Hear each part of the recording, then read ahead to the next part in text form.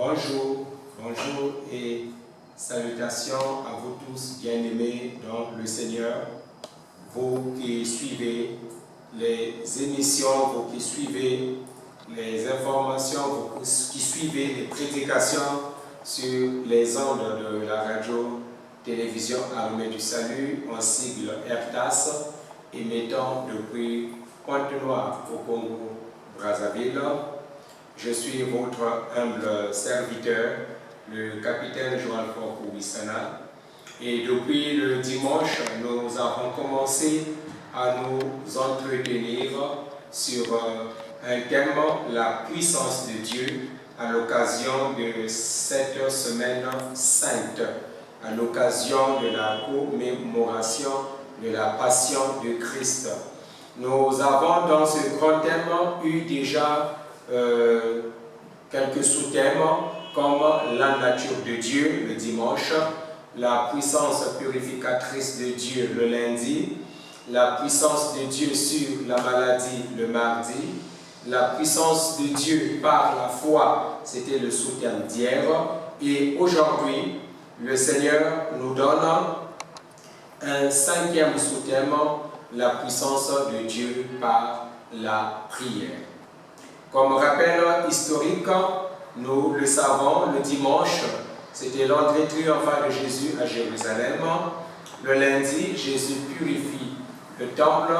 Le mardi, Jésus a eu une série d'entretiens, un jour bien chargé dans le travail. Le mercredi, c'était un peu en conclave que le Seigneur était avec ses disciples, parce que la Bible ne nous dit pas précisément ce que le Seigneur a fait. Le jeudi, là, Jésus prend son dernier repas avec ses disciples. Jésus parle aux disciples rassemblés. Jésus lave les pieds de ses disciples.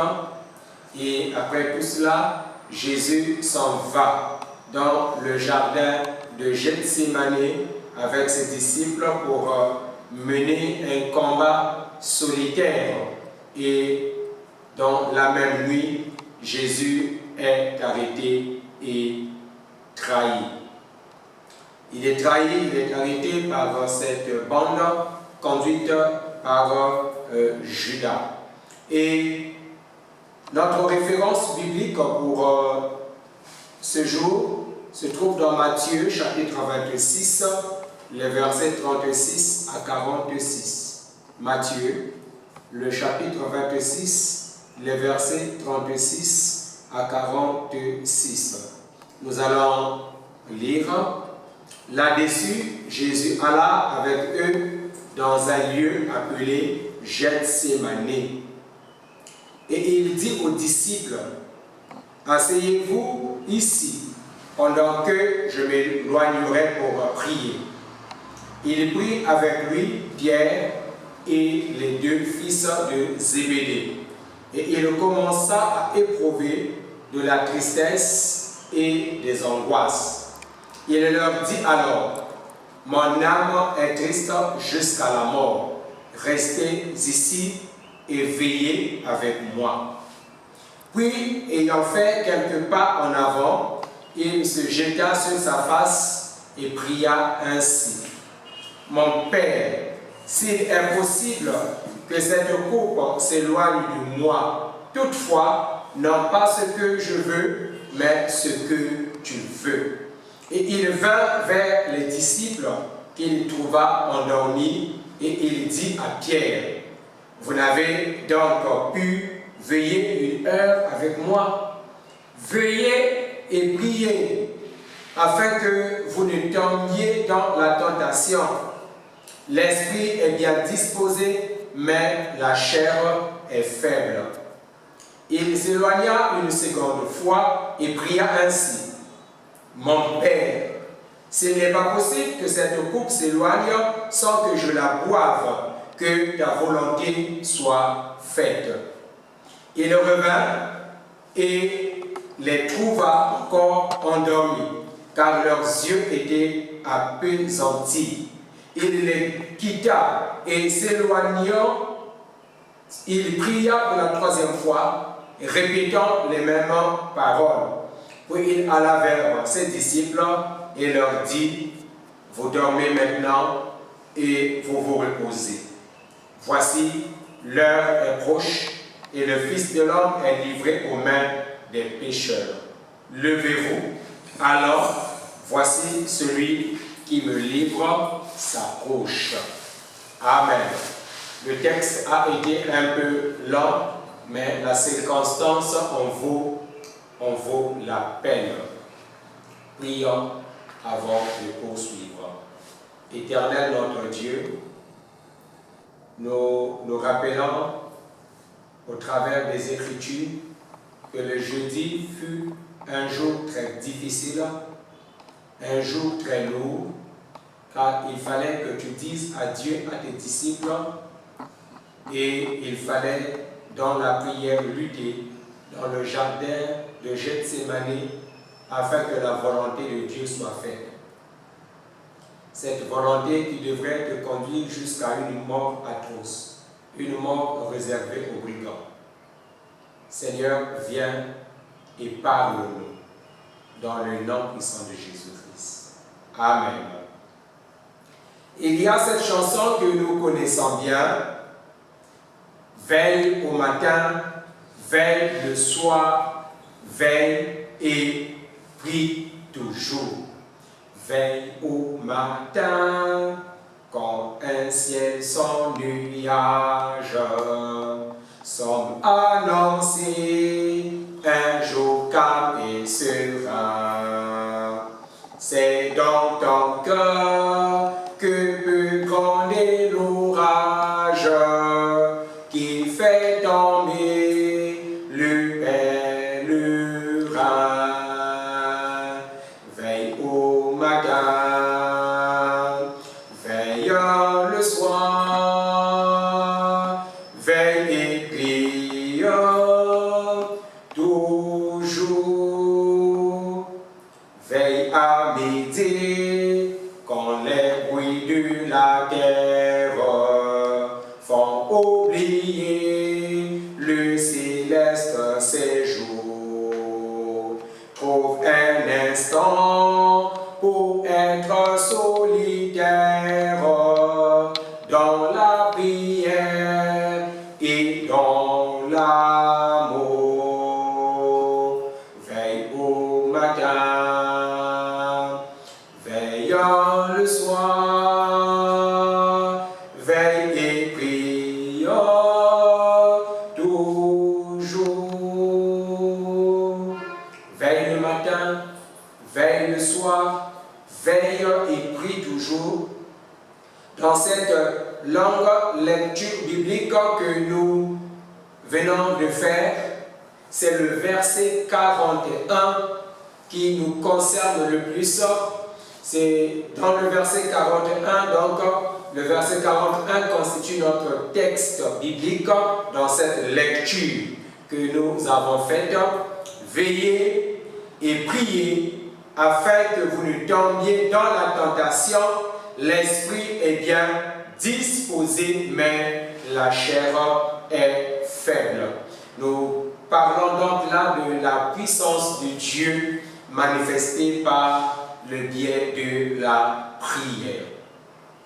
Bien-aimés, aujourd'hui avec l'insécurité qu'il y a dans nos quartiers et dans nos villes, si nous apprenions que dans notre quartier il y a un voleur qui est en train de rôder, si nous apprenons que dans notre quartier il y a des brigands, il y a des gens malveillants qui sont en train de cambrioler, qui sont en train de braquer ça et là, je pense que le minimum à faire pour les voisins, c'est de veiller, c'est d'être sur leur garde, ne sachant pas ce qui peut advenir les jours d'après.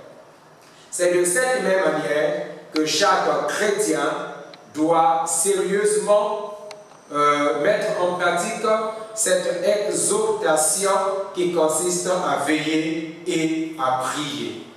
Alors que la parole nous exhorte sérieusement à veiller et à prier, alors prenons cela au sérieux pour que nous ne puissions pas être surpris par les manœuvres de l'ennemi.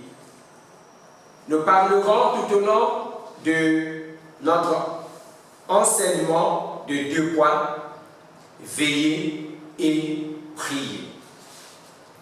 Nous allons commencer par le premier point, veiller. Nous devons veiller, bien-aimés, parce que le diable est en colère. Apocalypse chapitre 12, le verset 12. Apocalypse, le chapitre 12, le verset 12 dit ceci: c'est pourquoi réjouissez-vous, cieux, et vous qui habitez dans les cieux. Malheur à la terre et à la mer, car le diable est descendu vers vous, animé d'une grande colère, sachant qu'il a peu de temps. Amen. Le diable est en colère. Le diable est en rage. Il avait été chassé du ciel et précipité sur la terre, et il sait qu'il n'a plus assez de temps. L'heure est avancée. Il déploie donc toute sa colère. Le diable est tellement en colère que l'apôtre Paul nous conseille dans 1 Thessaloniciens chapitre 5, le verset 6. 1 Thessaloniciens chapitre 5, le verset 6, l'apôtre Paul nous dit: ne dormons donc point comme les autres, mais veillons et soyons sobres. Ne dormons donc point comme les autres. Nous devons veiller et nous devons être sobres. Le diable n'est pas seul. Il a des anges à son service. Il a des sorciers qui sont à son service.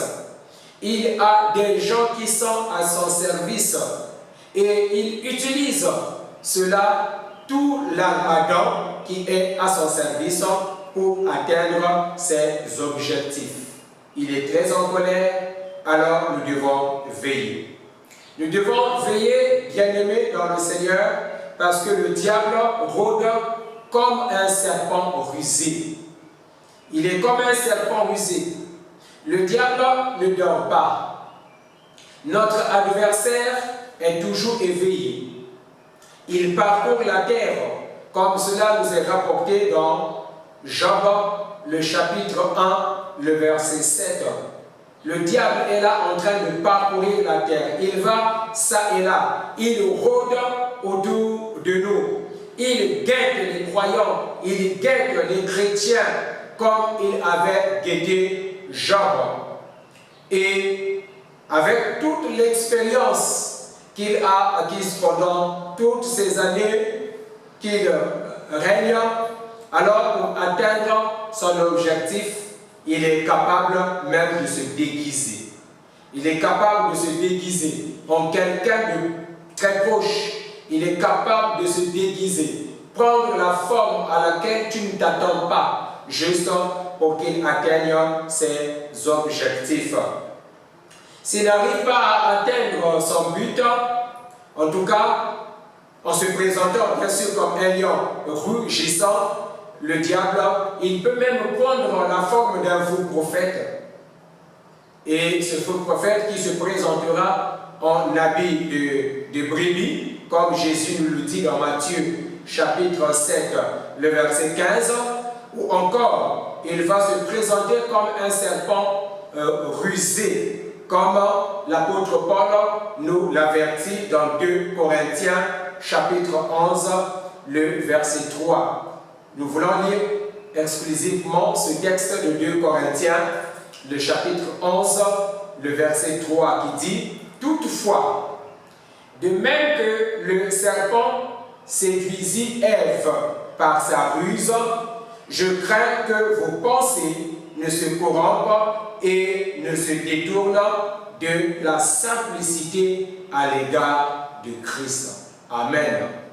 De la même manière que le serpent dans sa ruse était parvenu à tordre la parole de Dieu, pour séduire Ève, le diable est capable encore aujourd'hui, dans cette même ruse, de tordre la parole pour séduire, de faire passer le mensonge pour la vérité, juste pour séduire, de prendre un texte, le sortir de son contexte pour en faire un prétexte afin de prêcher un faux évangile.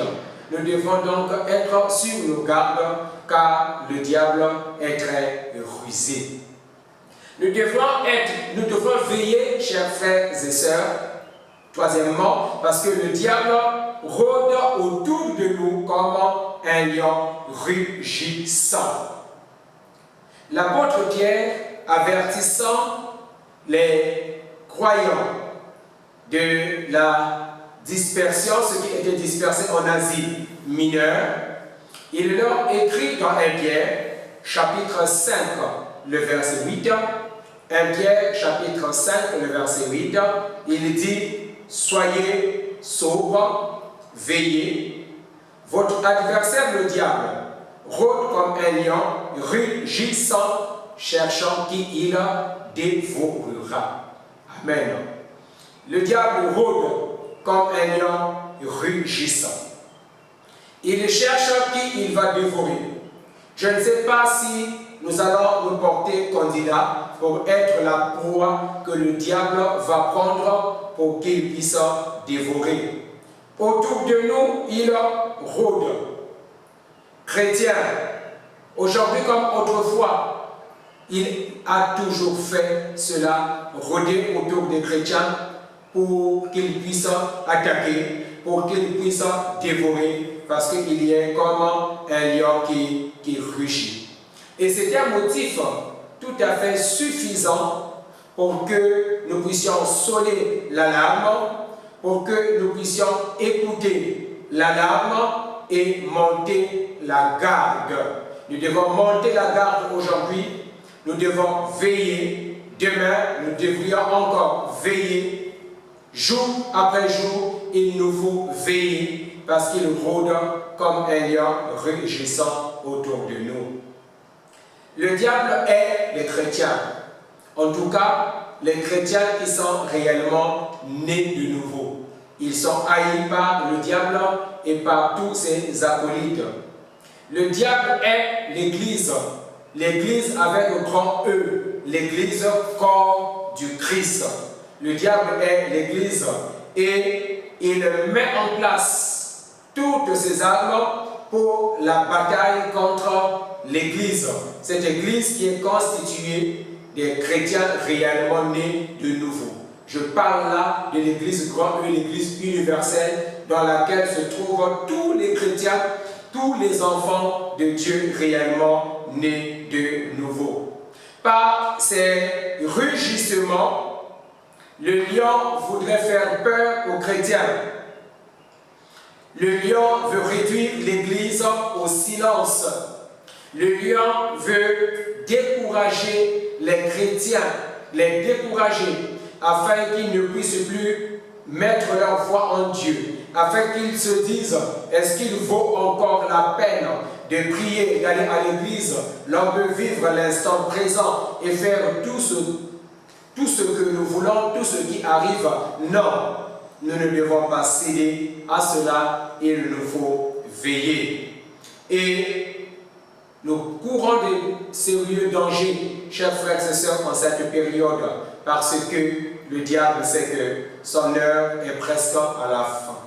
Ce que l'Église doit faire maintenant, c'est de veiller. Les chrétiens, les vrais chrétiens, doivent se lever dans la prière, comme nous l'avons dit hier. Les vrais chrétiens doivent exercer cette foi violente, cette foi qui consiste à prier résolument afin que les choses changent, afin que Dieu continue à régner. Il s'agit de garder un œil ouvert sur les dangers que nous sommes en train de courir maintenant, bien sûr avec une conscience bien éveillée. Le lion a autrefois rugi à Jérusalem, Nous nous souvenons que dans Actes des Apôtres, chapitre 4, le verset 17, Pierre et Jean avaient été sérieusement menacés. Et on leur avait demandé de ne plus parler en ce nom, c'est-à-dire de ne plus parler de Jésus-Christ, de ne plus prêcher Jésus-Christ. Ils avaient été menacés. Mais Pierre et Jean, que firent-ils?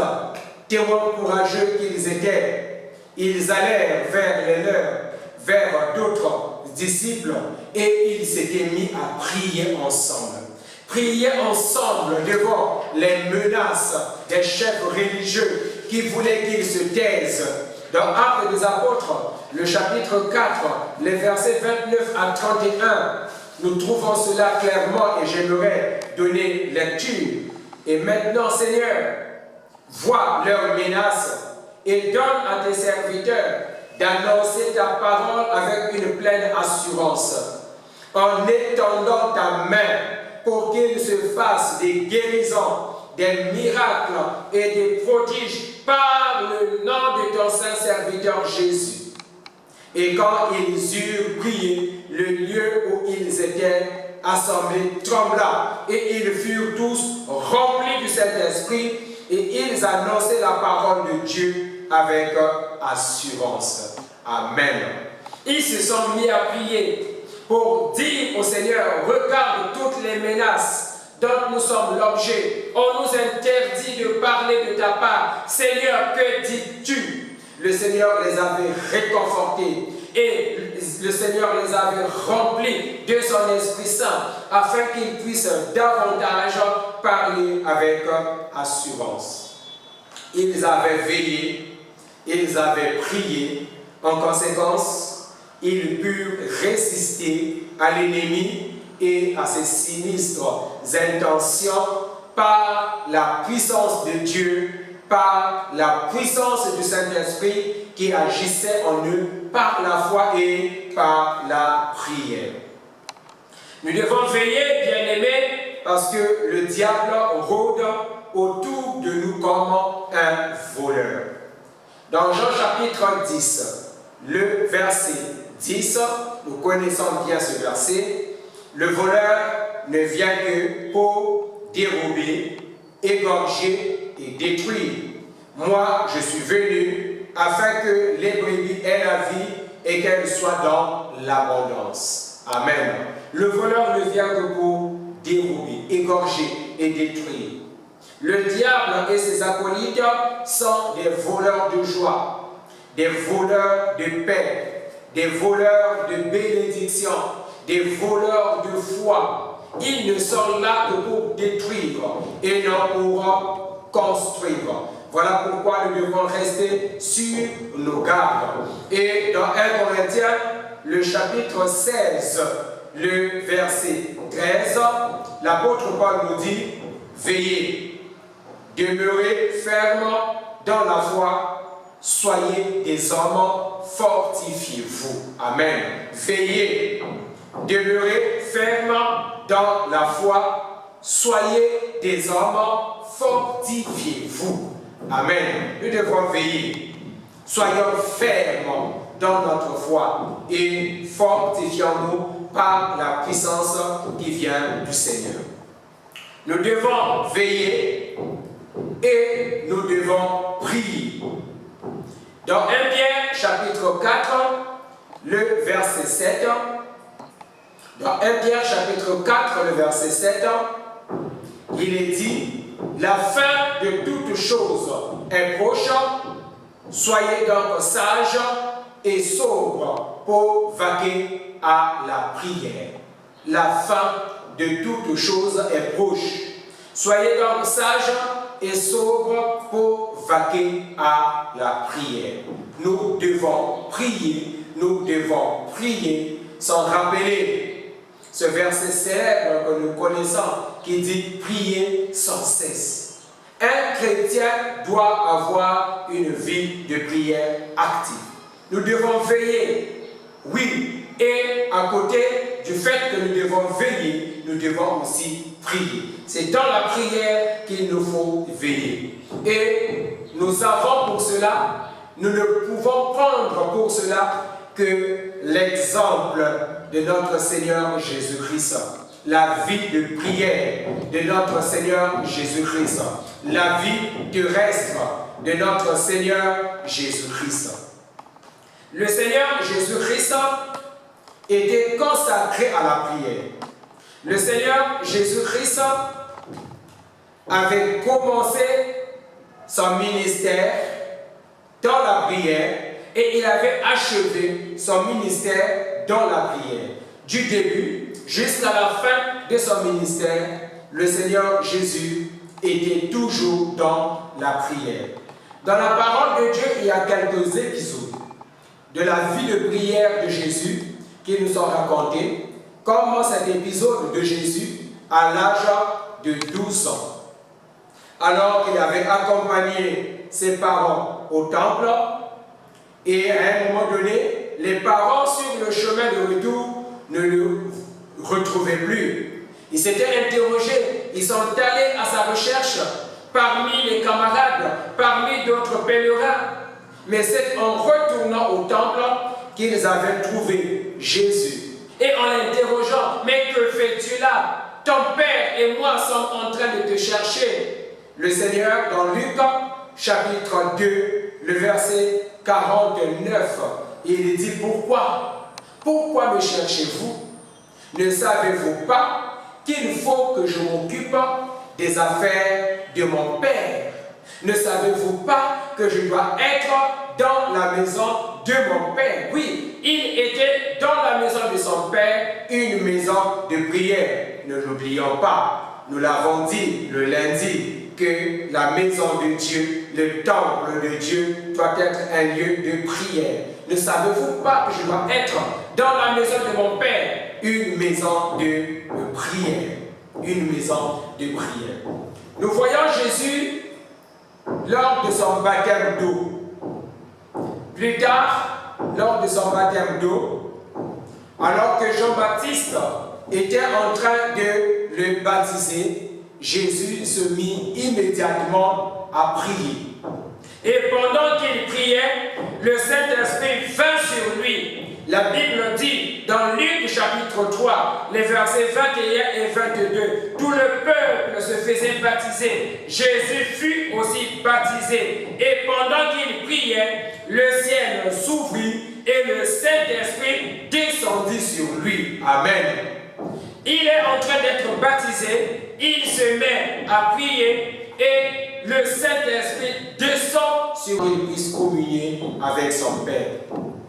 Tout au long du ministère de Jésus, en lisant la parole de Dieu, nous allons nous rendre compte que tôt le matin, chaque matin, Jésus-Christ se consacrait à la prière. Dans Marc, chapitre 1, le verset 35, Marc, le chapitre 1, le verset 35, nous lisons, vers le matin, pendant qu'il faisait encore très sombre, il se leva et sortit pour aller dans un lieu désert où il pria. Amen. Très tôt le matin, avant que le jour ne puisse apparaître, le Seigneur Jésus se consacrait à la prière. Il s'adonnait à la prière. Or, nous, que faisons-nous le matin lorsque nous nous réveillons? Nous sommes tellement préoccupés par les affaires de cette vie courante que nous ne pouvons pas avoir du temps pour la prière. Nous sommes tellement préoccupés, agacés par les soucis de ce monde que nous n'avons même pas la force, que nous n'avons même plus l'énergie de nous consacrer à la prière.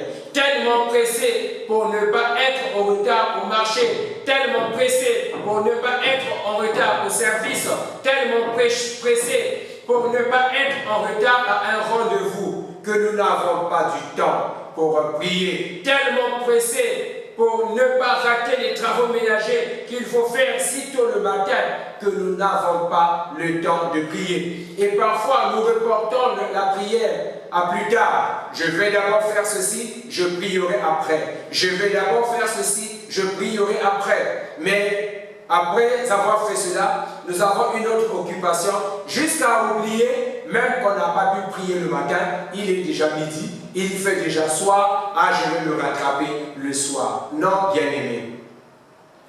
Le Seigneur Jésus-Christ, il était 100% Dieu. Sur terre, il ne pouvait rater aucune occasion de s'entretenir avec son Père. C'est ce que nous devons nous aussi faire. Très tôt le matin, nous devons être des gens de prière. La prière doit être notre préoccupation première, comme elle était la première préoccupation de notre Seigneur Jésus-Christ. Le Seigneur Jésus-Christ avait décidé de ne pas voir la face d'un homme sans avoir vu au préalable la face de son Père. Le Seigneur Jésus, chaque matin, ne pouvait adresser la prière à un être humain sans avoir la parole, à un être humain sans avoir d'abord adressé la parole à son Père céleste. Or, si nous pouvons prendre cela comme exemple, chaque matin, avant de s'adresser aux hommes, que nous puissions d'abord nous adresser à Dieu. Quelle intimité nous aurions eu avec le Seigneur, que de nous adresser d'abord à lui avant que nous ne puissions nous adresser au Seigneur. Un jour, j'étais émerveillé alors que j'étais en train d'appeler ma première fille pour qu'elle sorte de sa chambre parce qu'il faisait déjà matin et j'avais besoin qu'elle s'occupe d'une tâche. Elle ne répondait pas. Et après au moins 10-15 minutes, je dis, mais qu'est-ce qui se passe? Je t'ai appelé. Et elle me dit, papa, souviens-toi que tu as toujours enseigné qu'avant de s'adresser aux hommes, il faut d'abord s'adresser à Dieu. Donc j'étais déjà bien réveillé, mais j'étais d'abord en train de m'adresser à Jésus avant de répondre à ton appel.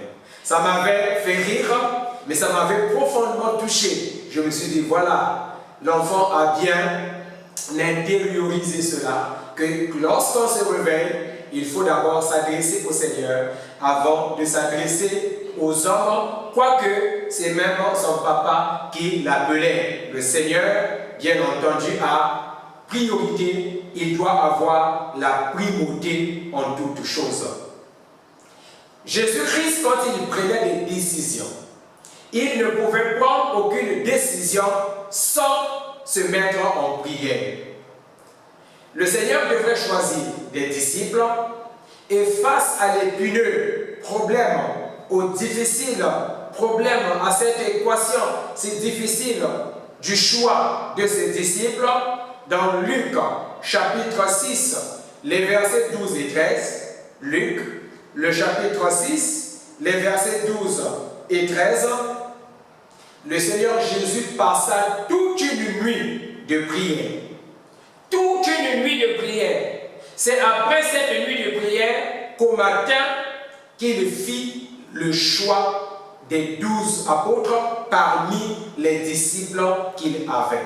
Toute une nuit de prière. Il y a des chrétiens qui ne peuvent même pas passer toute une nuit de prière. Toujours des raisons à avancer. Il y a des chrétiens qui ne participent pas aux nuits de prière. Lorsque dans leur église locale, dans leur paroisse, dans leur poste, il y a une veillée de prière, il y a toujours des raisons pour ne pas participer à la nuit de prière. Le Seigneur Jésus, lui, tenait des nuits de prière. Et ici, la nuit de prière qu'il tenait, il était même seul en train de tenir cette nuit de prière. Parce qu'il avait vraiment besoin de causer avec son Père avant de prendre une décision, avant de prendre cette lourde décision de choisir les 12 apôtres. Nous devons nous aussi, avant de prendre des décisions, nous mettre en prière, pour consulter la volonté de Dieu. Parce que le Seigneur nous déclare que ses pensées ne sont pas nos pensées. Dans Ésaïe chapitre 55, les versets 8 et 9, les pensées du Seigneur ne sont toujours pas nos pensées. Ses voies ne sont toujours pas nos voies. Il y a autant de distance entre le ciel et la terre qu'entre nos pensées et les pensées du Seigneur. Voilà pourquoi, bien-aimés dans le Seigneur, lorsque nous voulons dans notre vie prendre des décisions, nous devons associer le Seigneur. Nous devons prier. Tu veux te marier, c'est une décision très importante qui va déterminer ton bonheur ou ton malheur. Il faut associer le Seigneur, il faut se mettre à prier. Dans le choix d'une carrière, c'est très important de se mettre d'abord en prière pour demander la clairvoyance, pour demander la direction de Dieu. C'est très important. Retenons que devant des décisions importantes, nous devons associer le Seigneur comme Jésus le faisait pendant sa vie terrestre. Tout au long de la vie de Jésus, nous trouvons le Seigneur toujours en prière. Il y a de nombreuses séquences dans la parole où nous trouvons le Seigneur toujours en prière. Luc chapitre 9, le verset 18. Un jour que Jésus priait à l'écart, ayant avec lui ses disciples. Amen. Luc chapitre 9, les versets 28 et 29. Environ 8 jours après qu'il eut dit ces choses, Jésus prit avec lui Pierre, Jean et Jacques, et il monta sur la montagne pour prier. Pendant qu'il priait, l'aspect de son visage changea et son vêtement devint d'une éclatante blancheur. Amen. Luc chapitre 5, le verset 16. Et lui, il se retirait dans les déserts et priait. Luc chapitre 11, le verset 1. Jésus priait un jour en un lieu. Lorsqu'il eut achevé, un de ses disciples lui dit, Seigneur, enseigne-nous à prier. Amen. Les disciples avaient vu le Seigneur en train de prier.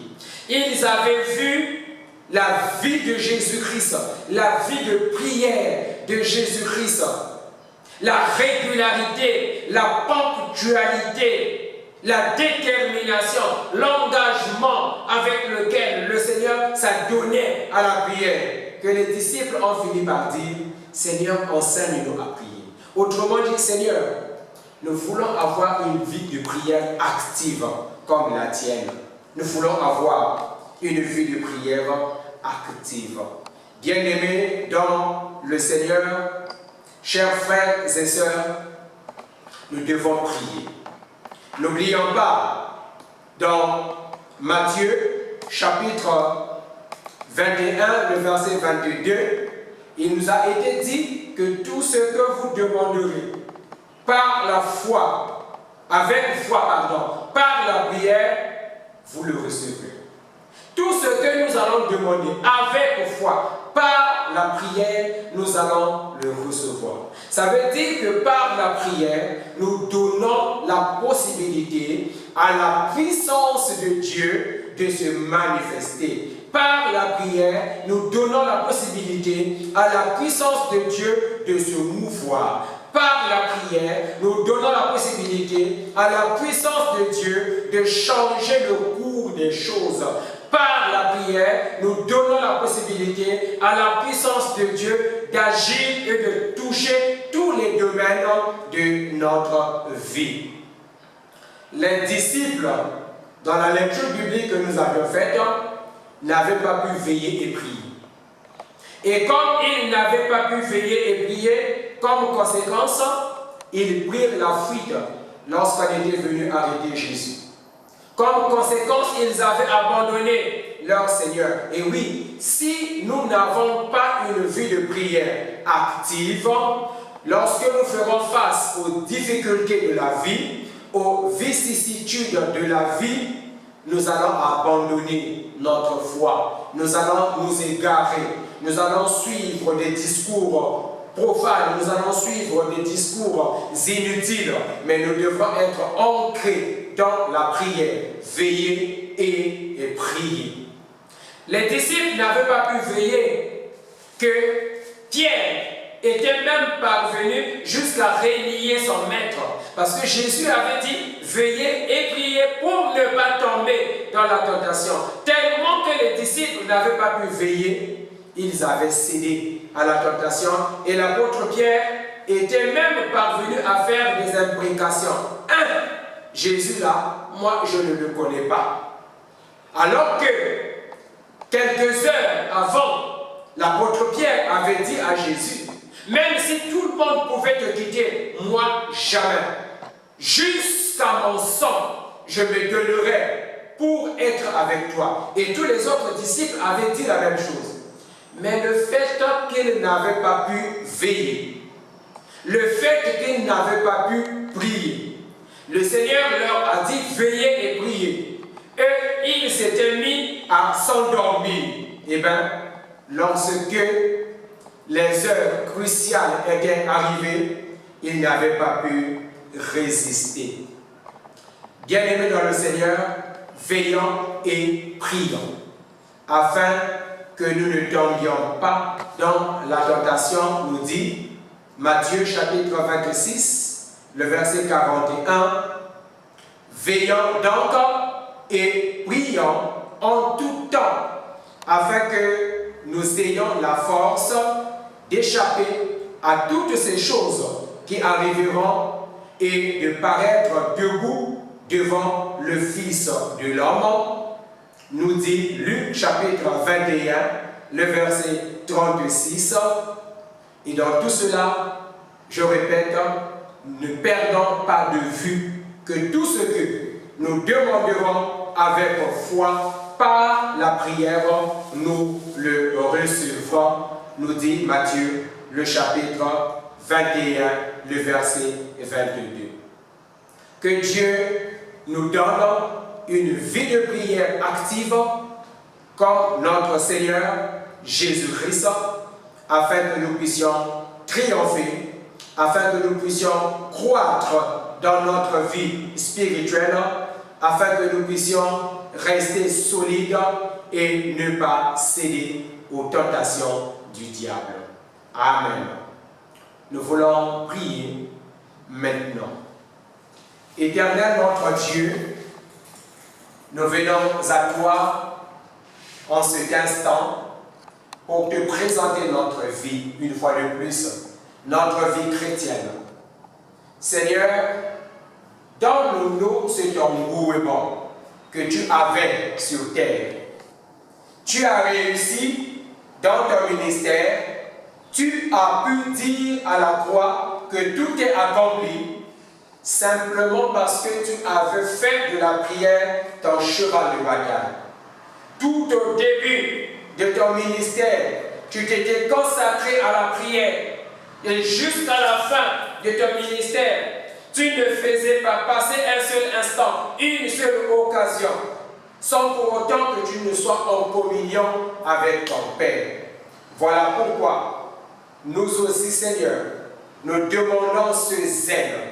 Viens, Seigneur, et donne-nous ce zèle. Viens, Seigneur, et donne-nous la possibilité de nous engager davantage dans la prière. Que nous puissions être des gens de prière. Fais en sorte que mon frère et ma soeur qui sont en train de prier avec moi en ce moment ne puissent prendre un engagement d'avoir une vie de prière active, de ne pas passer un seul jour sans prier, de ne pas passer, Seigneur, toute une semaine sans se rendre à l'église parce que cela est très important. Oui, nous avons à prier seuls, mais nous avons aussi à prier avec les autres, car tu nous dis, n'abandonnons pas. Nous ne devons pas abandonner nos assemblées comme cela est devenu la coutume de quelques personnes.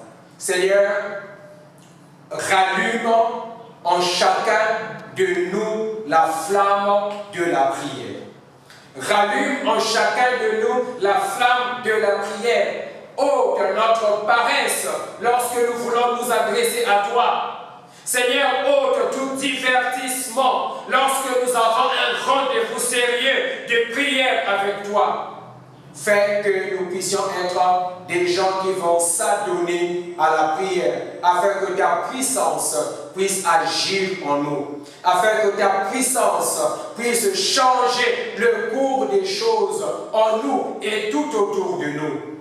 Fais de tes enfants, Seigneur, des gens de prière, de prier avec persévérance, de demander, de chercher, de frapper, car c'est cela. C'est à cette vie spirituelle que tu nous appelles.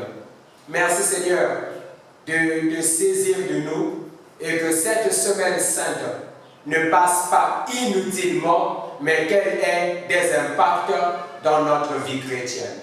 Dans le nom puissant de Jésus-Christ, nous avons ainsi prié. Amen. Merci bien-aimés d'avoir suivi cet enseignement. Demain, n'oublions pas, c'est le vendredi saint, c'est le jour de la crucifixion et le Seigneur va encore nous enseigner là-dessus. Que Dieu nous bénisse et que nous puissions passer une semaine sainte, pas comme les autres, dans le nom de Jésus-Christ. Amen.